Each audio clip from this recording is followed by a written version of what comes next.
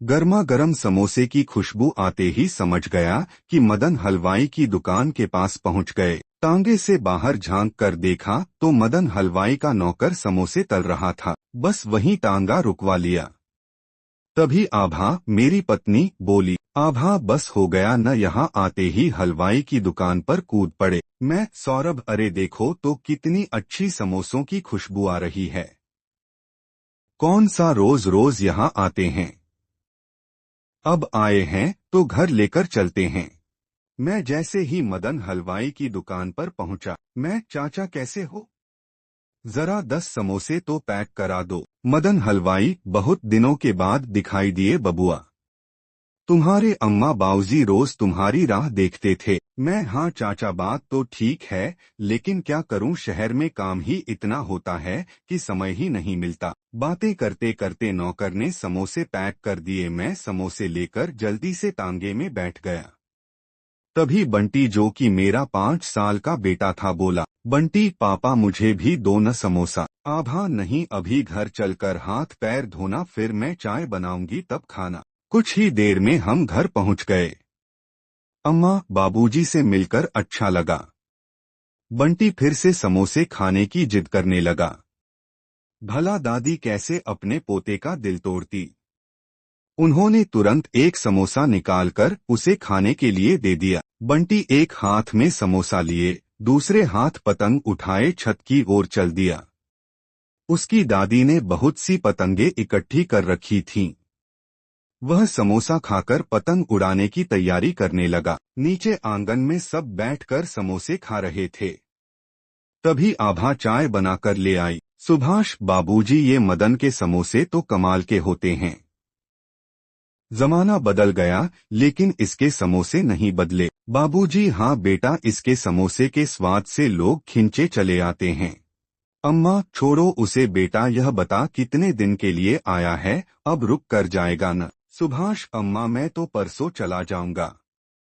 छुट्टी नहीं मिल रही है। आभा और बंटी रहेंगे कुछ दिन आपके साथ। अम्मा का चेहरा थोड़ा सा मुरझा गया, लेकिन फिर पोते के बारे में सोचकर उन्होंने अपनी सहमति जता दी। इधर बंटी अपनी ही धुन में पतंग उड़ा रहा था।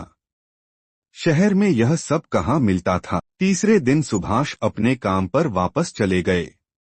बंटी की छुट्टियां थीं तो आभा और बंटी रुक गए। कुछ दिन बाद सुभाष बंटी और आभा को लेने गया। मदन हलवाई की दुकान के पास पहुंचकर उसने देखा कि दुकान बंद है।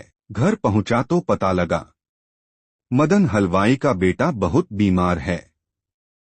उसकी ही देखभाल में वह लगा था। अगले दिन मैं आभा और बंटी के साथ घर वापस आ गया। कुछ दिन बाद रात को करीब 1 बजे डोर बेल बजी। गेट खोला तो देखा सामने मदन हलवाई खड़ा था। मदन भैया, माफ करना, इस समय तकलीफ दे रहा हूँ। आपके बाबूजी ने पता दिया था, इसलिए आ गया। मैं, क्या बात है, सब ठीक तो है? तुम अंदर आओ। मदन भैया, मेरा बेटा अस्पताल में है। उसका ऑपरेशन होना है। मुझे बहुत सख्त 2 लाख रुपए की जरूरत है। आप मेरी मदद कर दो। गांव पहुंचते ही लौटा लूंगा। मैं, अच्छा अंदर तो आओ देखते हैं। मदन आकर सोफे पर बैठ गया। आभा ने उसे पानी का गिलास पकड़ाया।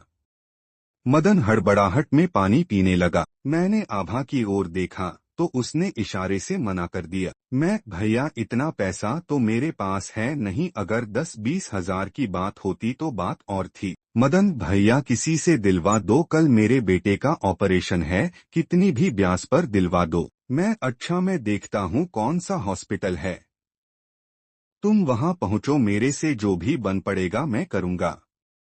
सुबह मैं हॉस्पिटल आता हूँ। मदन हॉस्पिटल का नाम बताकर जाने लगा।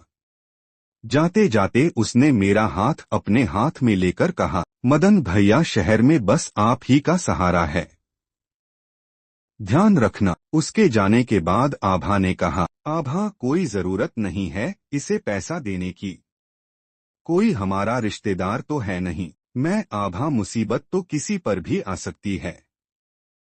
मैं सोचता हूँ इसकी मदद करनी चाहिए। आभा, लेकिन अगर पैसे वापस न किए तो हम क्या कर लेंगे? मैं, देखा जाएगा। वैसे भी गांव जाकर बाबूजी को सुनाएगा। उन्होंने भी बहुत उम्मीद से मेरे पास भेजा होगा। आभा कुछ नहीं बोली, लेकिन उसकी आंखों से दिख रहा था कि उसे यह सब अच्छा नहीं लग रहा है। मैं रात भर कश्मकश में रहा कि क्या करूं। अगले दिन मैंने मन बना लिया कि मैं उसकी मदद करूंगा। मैं सुबह ही बैंक गया, वहां से पैसे लेकर सीधा अस्पताल पहुंचा। रिसेप्शन पर मदन खड़ा था। मैं, भैया ये लो 2 लाख रुपए, जमा करा दो। मुझे देखकर मदन की आंखों में आंसू भर आए। मदन, भैया तुम्हारा बहुत धन्यवाद, लेकिन अब इसकी जरूरत नहीं। आज सुबह 4 बजे मेरा बेटा चला गया मुझे छोड़कर। मैं, लेकिन कैसे? आज तो उसका ऑपरेशन होने वाला था। मदन, सब ऊपर वाले का खेल है भैया, लेकिन आपका यह एहसान मैं कभी नहीं भूलूंगा। कुछ ही देर में एम्बुलेंस आ गई। मदन बुरी तरह रो रहा था। उसके साथ गांव के कुछ लोग और भी थे। वे सब मदन के बेटे को एम्बुलेंस में रखकर गांव की ओर रवाना हो गए। आज मेरा ऑफिस जाने का मन नहीं किया। मैं सीधा घर आ गया।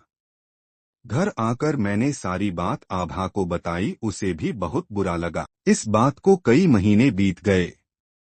कई महीने बाद मुझे फिर से अपने घर जाने का मौका मिला। मैं अकेला ही जा रहा था। तांगा मदन हलवाई की दुकान के पास पहुंचा तो देखा वहां कोई और बैठा है। मैं, भैया जरा 10 समोसे पैक कर देना। और मदन, भैया कहाँ हैं? लड़का, साहब वो कई महीने पहले भगवान को प्यारे हो गए थे। मैं, लेकिन कैसे? लड़का, वो आपको पता है, उनका बेटा खत्म हो गया था। उसके गम में 15 दिन बाद वो भी चले गए। उनकी पत्नी तो पहले ही नहीं थी। अब यह दुकान हमने खरीद ली है। मेरी आंखों में आंसू भर आए थे।